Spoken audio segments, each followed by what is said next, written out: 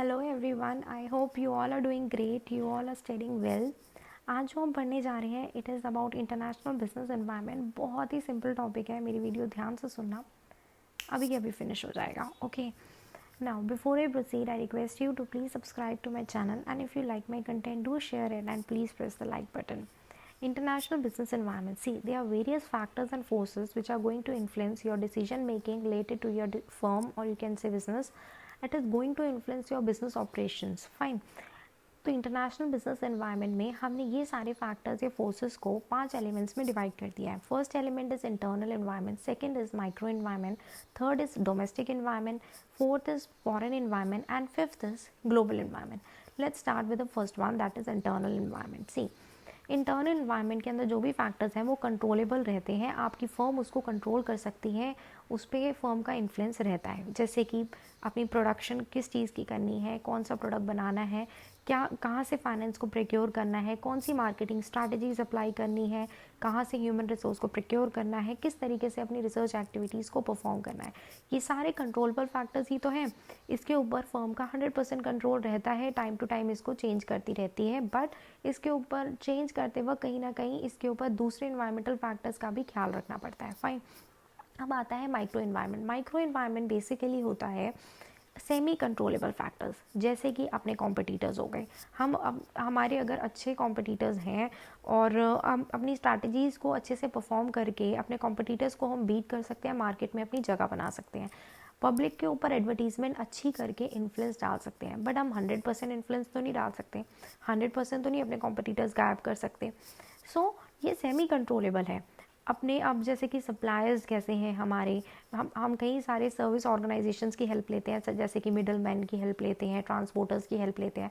अभी किस तरीके से अपनी एक्टिविटीज़ को परफॉर्म कर रहे हैं, हम इनको सजेशंस दे सकते हैं, हम इनसे अपने तरीके से काम करवा सकते हैं, बट 100% इनके ऊपर हमारा मतलब इन्फ्लुएंस नहीं रहता है, हम इनको 100% कंट्रोल नहीं कर पाते हैं, इसलिए सेमी कंट्रोलेबल फैक्टर्स में काउंट होते हैं और ये माइक्रो एनवायरनमेंट का पार्ट बन जाते हैं। डोमेस्टिक एनवायरनमेंट क्या होता है? बेसिकली देखो, जिस भी कंट्री में आपने अपना फर्म या बिजनेस इस्टेब्लिश किया हुआ है, उस कंट्री के अपने लॉज होते हैं, रेगुलेशंस होते हैं। अगर हम इंडिया की बात करते हैं, कई बार हमारी गवर्नमेंट एक्सपोर्ट इंसेंटिव्स बहुत अच्छे प्रोवाइड करती है ताकि वो एक्सपोर्ट को प्रमोट करें। तो जो भी बिजनेसमैन है, अगर वो नया बिजनेस इस्टेब्लिश करने की सोच रहा है या ऑलरेडी प्रोडक्शन कर रहा है डोमेस्टिक मार्केट में, अगर उसको लगेगा कि एक्सपोर्ट इंसेंटिव्स अच्छे मिल रहे हैं, एक्सपोर्ट को गवर्नमेंट खुद ही प्रमोट कर रही है, तो वो क्या करेगा? स्विच करने की कोशिश करेगा, क्यों ना मैं एक्सपोर्ट करूँ, मैं ज़्यादा प्रॉफिट कमाऊँगा। फाइन। और कई बार ऐसा होता है कि आपकी डोमेस्टिक मार्केट में ही कहीं इतना ज़्यादा कंपटीशन होता है कि हमारा प्रोडक्ट वहाँ पे अच्छे से सेल आउट नहीं हो पाता है, या हम ये कह सकते हैं कि हमारे कई बार ऐसा भी होता है डोमेस्टिक मार्केट में उस प्रोडक्ट की डिमांड ही इतनी नहीं है, अगर हम उसको फॉरेन मार्केट में सेल करेंगे तो हम ज़्यादा प्रॉफिट कमा लेंगे।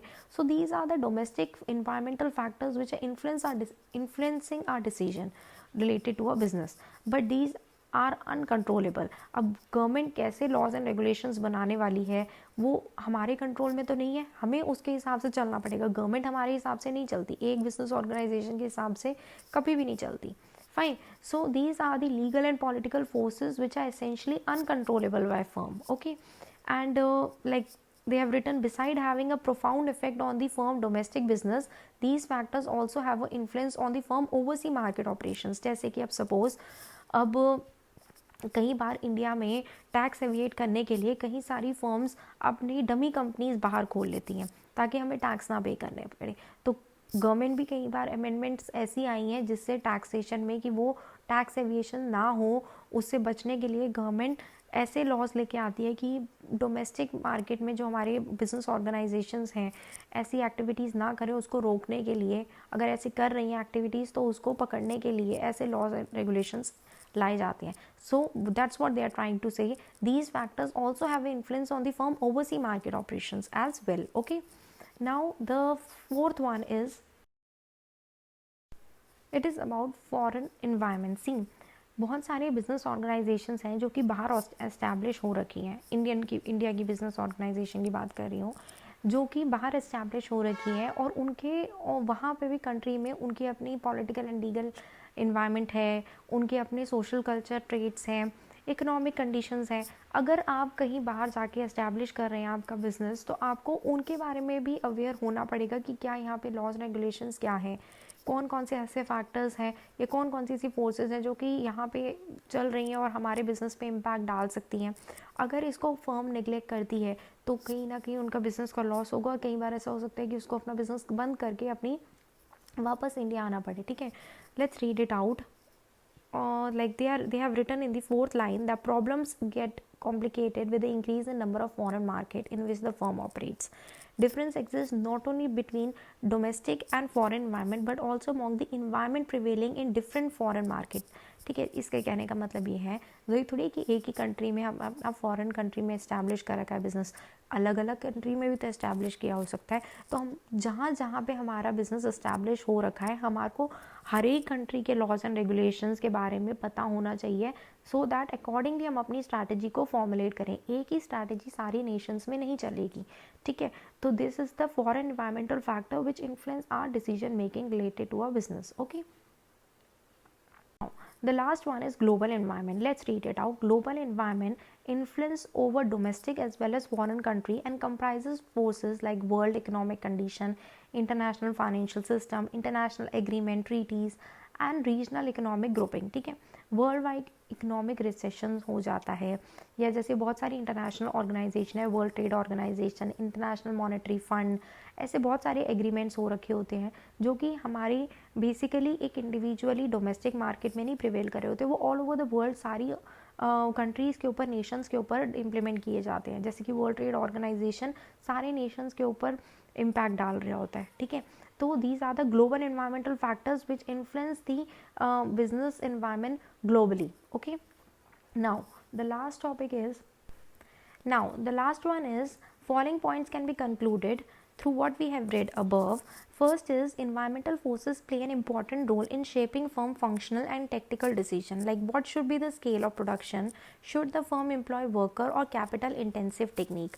देखो, बहुत सारी ऐसे फैक्टर्स हैं जो आपको इन्फ्लुएंस कर रहे हैं आपकी फ़र्म के डिसीजन मेकिंग को, कैसे आपकी फ़र्म की बेसिकली कैसे एक इमेज बनाने में इन्फ्लुएंस कर रहे हैं। जैसे कि कौन सी प्रोडक्शन कर रही है फ़र्म, किस नाम से बेसिकली वो मतलब रिकॉग्नाइज़ करी जाएगी, या किस तरीके से वो मतलब या तो वो लेबर इंटेंसिव टेक्निक्स अप्लाई कर रही है, कैपिटल इंटेंसिव टेक्निक अप्लाई कर रही है। So that's what they are saying कि इन्वायरमेंटल फोर्सेस बहुत इन्फ्लुएंस डालती है आपके फ़र्म के फंक्शंस को, इन्फ्लुएंस करती है आपके फर्म के डिसीजन मेकिंग को, इन्फ्लुएंस करती है। Okay, now second point is, environmental comprise external factors over which organization and management have little control. What they are saying is, बहुत सारे ऐसे फैक्टर्स होते हैं जिसके ऊपर, जैसे कि हमने पढ़ा कि कुछ कंट्रोलेबल होते हैं, कुछ नॉन कंट्रोलेबल होते हैं, कुछ सेमी कंट्रोलेबल होते हैं। तो कई अपॉर्चुनिटीज़ भी प्रोवाइड करते हैं, कई चैलेंजेस भी प्रोवाइड करते हैं। ओके, और जो भी इन्वायरमेंट की कंडीशन है उसको फर्म को अडॉप्ट करके टाइमली अपने आप को चेंज करना बहुत ज़रूरी है। इन डेप्थ एनालिसिस करवाती है, एक सेपरेट टीम बिठाती है और उसके अकॉर्डिंगली अपनी स्ट्रैटेजीज़ को चेंज कर दी है, एडजस्ट कर दी है, ताकि वो इन्वायरमेंट में प्रिवेल कर सके, अपने बिजनेस ऑपरेशंस को कंटिन्यू कर सके। ओके, नेक्स्ट इज़, कई सारी ऑर्गेनाइजेशंस जो है वो डिफरेंट फॉरेन कंट्रीज़ में अपने ऑपरेशंस खोल के बैठी हैं। अब हर फॉरेन कंट्री का अपना एक पैटर्न है, अपनी पॉलिटिकल लीगल कंडीशंस हैं, ऐसा इकोनॉमिक कंडीशंस है जिसको एक फर्म को समझना पड़ेगा, अपनी स्ट्रैटेजीज़ को अकॉर्डिंगली एडजस्ट करना पड़ेगा। हर एक नेशन में एक ही स्ट्रैटेजी नहीं इम्प्लीमेंट कर सकते। ठीक है, लास्ट इज़, वो कह रहे हैं कि देखो, एक बार हम इन्वायरमेंटल फैक्टर्स को समझ गए हैं और अगर सपोज़ बाहर हम ऑपरेशंस ओपन करना चाहते हैं तो हम डिसाइड कर सकते हैं कि हम किस तरीके से मतलब एंट्री करेंगे बाहर के नेशन में अपने बिजनेस की। क्या हम एक्सपोर्ट करके करेंगे, या हम लाइसेंसिंग या फ्रेंचाइजीज़ देंगे, जॉइंट वेंचर कर लेंगे, या फिर होली ओन सब्सिडी खोल लेंगे। जैसे कि कई बार होता है ऑर्गेनाइजेशन को लगता है कि इतना हैवी कॉस्ट नहीं है, हम यहीं से कंट्रोल कर सकते हैं अपने बिजनेस ऑपरेशंस को, अपना प्रोडक्ट वहाँ पे यहीं बैठे बैठे पहुँचा सकते हैं, तो वो एक्सपोर्टिंग में चले जाते हैं। या कई बार ऐसा लगता है कि यार एक्सपोर्ट करना बहुत ज़्यादा महंगा पड़ रहा है, क्यों ना वहाँ पे ही अपनी एक अलग ऑर्गेनाइजेशन खोल लें, तो वो होली ओन सब्सिडरीज खोल लेते हैं जो कि वहाँ पे अपनी ऑर्गेनाइजेशन जैसी एक कंपनी खोल लेते हैं जो सेम पैटर्न से काम करती है, वहाँ के लोगों को रिक्रूट करती है और उनका ही सेम प्रोडक्ट वहाँ पे बना के सेल करती है। ठीक है, so here I conclude. I hope the topic was very easy. If you have any doubt, I have provided the link below of my Telegram channel. You can connect me through that, and I've also provided the link of my Instagram. You can follow me there. you can get the latest update about my upcoming videos. So thank you so much. I will come back with another video very soon. All the best. Thank you. Bye bye.